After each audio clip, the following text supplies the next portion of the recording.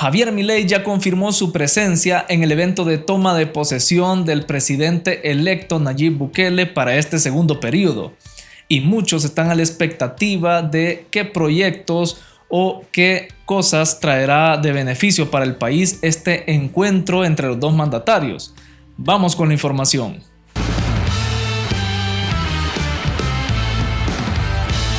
Se confirmó la presencia de Javier Milei para este evento de toma de posesión del segundo mandato del presidente electo Nayib Bukele.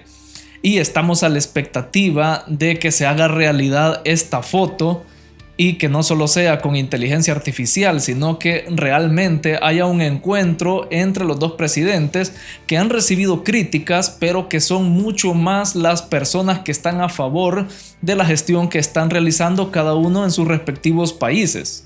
En este video vengo a exponer por qué debemos apoyar a estos dos líderes de la zona latinoamericana, porque puede ser que cometan algunos errores en sus mandatos que obviamente son humanos y los pueden cometer, pero más allá de eso debemos apoyarlos por la ideología que tienen en común, una ideología que también compartimos los salvadoreños y la mayoría de latinos que vivimos en estos países de América, y estoy hablando de la ideología conservadora. La ideología conservadora es una tendencia política que se usa hoy en día para definir aquellos mandatarios que usan el poder de una nación para preservar o conservar algunos rasgos culturales de un país, de una nación, o también aquellas tradiciones o valores morales que son tradicionales en un país. En general también se entiende como la conservación de aquellos valores cristianos en una nación que, como sabemos, están muy arraigados en la cultura latinoamericana en general, o en la mayoría de países latinoamericanos. Cuando hablo de ideales cristianos me refiero a todas aquellas religiones o ideologías que tienen a Cristo como centro de su doctrina. ¿Y por qué es importante apoyar a estos líderes y a esas ideologías cristianas? Es importante porque hay muchas instituciones internacionales que están muy interesadas en erradicar todas estas religiones cristianas o estos valores cristianos que están impregnados en la cultura latinoamericana, ya que estos valores cristianos tienen mucha influencia en las sociedades de estos países y quieren lograr la erradicación de estos valores por medio de la implementación, o mejor dicho, la imposición de la ideología de género. La ideología de género es la que dicta que hay muchos más géneros además del masculino y el femenino. También promueve el matrimonio entre dos personas del mismo sexo y promueve también la ideología de que una mujer puede deshacerse de la vida de su hijo antes de que nazca. Ustedes saben a qué me refiero. Lo disfrazan como igualdad de género entre hombres y mujeres, algo que ya se tiene desde hace muchos años acá en Latinoamérica, pero que están usando de excusa eso para implementar las ideologías que les mencioné anteriormente. En nuestro país, El Salvador, el gobierno del FMLN, que estuvo presente por 2 periodos, ya había empezado a implementar o a imponer esta ideología de género en la educación en las escuelas públicas, y ya habían empezado a minar la mente de los niños de esta forma. Quiero aclarar que no estoy en contra de las personas que han adoptado para sí mismos estas ideas de diversidad de género. Me parece muy bien y cada quien puede pensar como se le dé la gana y eso es respetable. Pero el punto es que en los países latinoamericanos tenemos mucha tendencia a estos valores morales cristianos que se nos han implementado desde generaciones atrás. Y es por eso que a estos países se le llama de mentalidad conservadora, porque se mantienen estos valores y se respetan. No a manera de imposición, de que la gente quiera imponer su religión, sino a manera de respetar nuestra ideología, nuestras culturas, nuestras tradiciones, todo lo que se nos ha venido enseñando de generación en generación. Así que la mayoría de personas en Latinoamérica están en contra de esta ideología de género. Y si no me creen, solo veamos el caso del partido Nuestro Tiempo acá en El Salvador, que ya está siendo cancelado por falta de votos o, mejor dicho, por falta de apoyo por parte de la población. Existe una sentencia para que este partido desaparezca por completo debido a que no alcanzó los votos suficientes para mantenerse vivo en las pasadas elecciones municipales y de diputados. O sea, básicamente la gente no los apoyó. Y hablo de este partido porque en El Salvador eran los máximos exponentes de esta ideología de género. Y si no me creen, veamos en Google o busquen en Google cuáles son los ideales de este partido Nuestro Tiempo que la gente no quiso apoyar. Hace un par de semanas se anunció en una noticia que el presidente Bukele había dado la orden de retirar todo rastro de ideología de género del programa educativo de las escuelas públicas. Una herencia, entre comillas, del gobierno del FMLN. A los pocos días salió la noticia de que también Javier Milei había erradicado cualquier rastro de ideologías de género del sistema educativo argentino. Y es que esta fue una de sus promesas de campaña que hizo incluso antes de ser presidente, de erradicar el ministerio llamado Ministerio de Mujeres, Géneros y Diversidad. Y así lo hizo. De hecho, fue lo primero que hizo al asumir el poder. Por esta razón es que les digo que los que tenemos valores cristianos debemos apoyar a estos políticos que tienen estas ideologías conservadoras, porque muchos otros políticos de otras denominaciones y otras ideologías están queriendo minar a los jóvenes y a los niños con estas ideologías de género.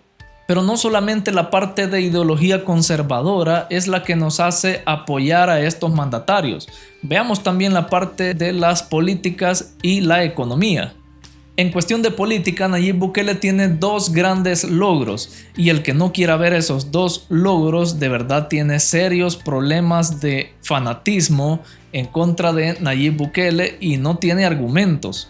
El primer logro de Nayib Bukele fue el exitoso manejo de la pandemia. Recordemos esos amargos días de la pandemia donde estuvimos en cuarentena y que El Salvador fue uno de los países que destacó por el manejo de la pandemia e incluso fue uno de los primeros en implementar la vacunación gratuita en el país para todas las personas que acá estuvieran.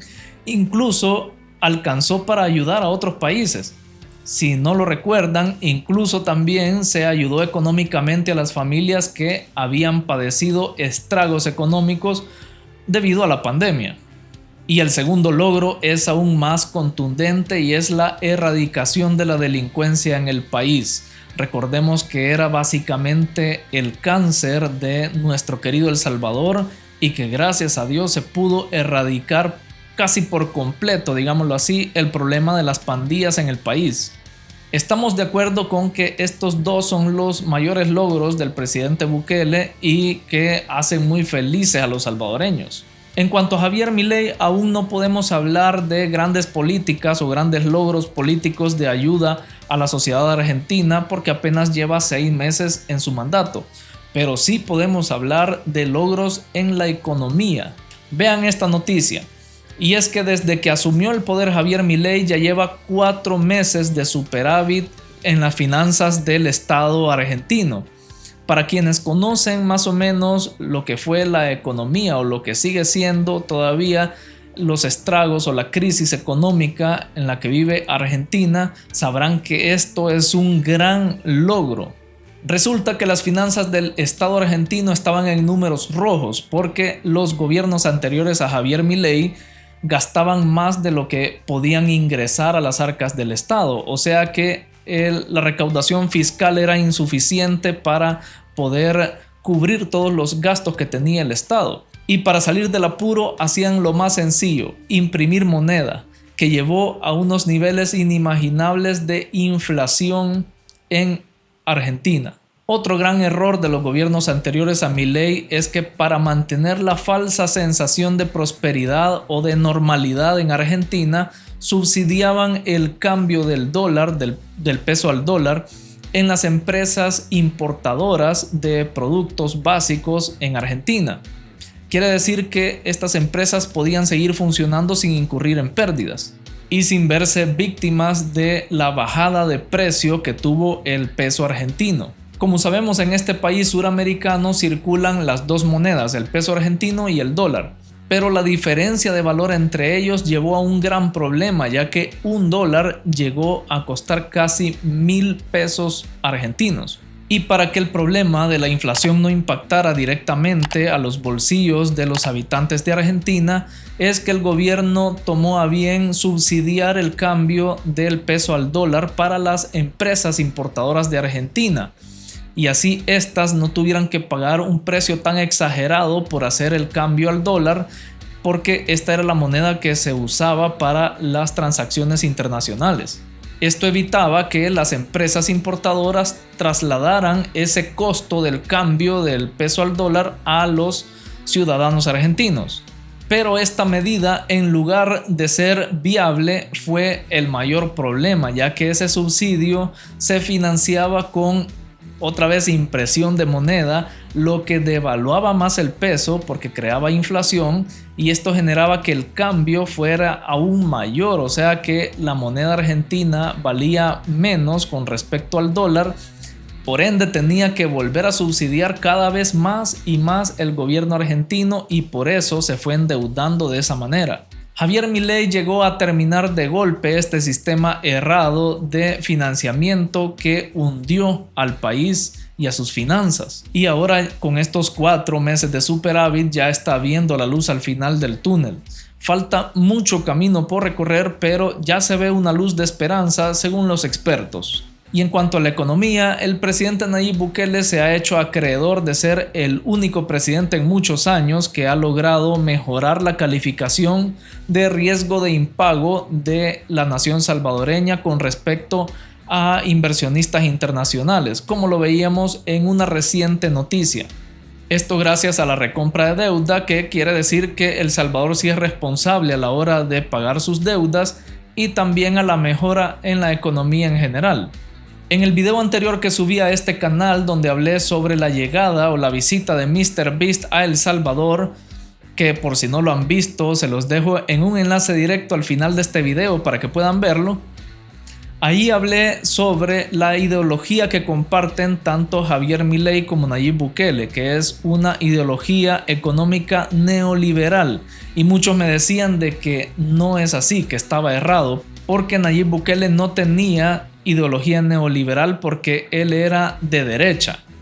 Solo para explicar bien esto, la ideología neoliberal significa ser de derecha y ser muy de derecha, ya que están a favor de la inversión privada en los países y reducir también a la mínima expresión la intervención del Estado en la economía o en los mercados. Los políticos de izquierda, por ejemplo, pretenden tapar el sol con un dedo, y un problema fundamental económico en un país lo solucionan dando canastas básicas a las personas vulnerables, solo algunos, porque no alcanza para todos. Pero con eso ya quieren tener contento a las personas que reciben esa canastita. Y eso es una medida, digamos, paliativa o temporal a un problema fundamental muy grave de economía. En cambio, un político neoliberal lo que hace es generar un cambio sustancial en la economía, o persigue la inversión extranjera para poder generar empleos, poder generar mayor desarrollo y así mejores condiciones de vida y de empleo para las personas. En lugar de darles el pez, se les enseña a pescar. Es básicamente lo que hizo Javier Milei en Argentina, o lo que está haciendo, que erradicó todos esos subsidios que estaban empobreciendo al Estado y está generando medidas que de verdad desarrollen al país y a su economía para el mejoramiento de las vidas argentinas. Cuando les digo que debemos apoyar a estos líderes, no me refiero a que seamos ciegos a aquellos errores que cometen en sus gestiones. Por ejemplo, hablo de Nayib Bukele porque es mi país, El Salvador, y puedo hablar con propiedad de mi país. Hablo de Nayib Bukele, por ejemplo, cuando hablamos de esos casos de corrupción que se han visto en el Partido Nuevas Ideas, o cuando hablamos de la falta de rendición de cuentas de Nayib Bukele cuando era tradición hacerlo frente a la población, o también cuando hablamos de la falta de transparencia de las inversiones que está haciendo el país con respecto al Bitcoin, etc. Estos puntos a mejorar se tienen que hacer ver, obviamente, y también las cosas buenas se tienen que mencionar. Y no tenemos por qué ser de un lado o de otro, sino podemos ser neutrales, no hay problema con eso. Recuerden lo que siempre les digo acá en el canal, que debemos tener criterio propio y no dejar que otra persona piense por nosotros e instale sus ideas así por así.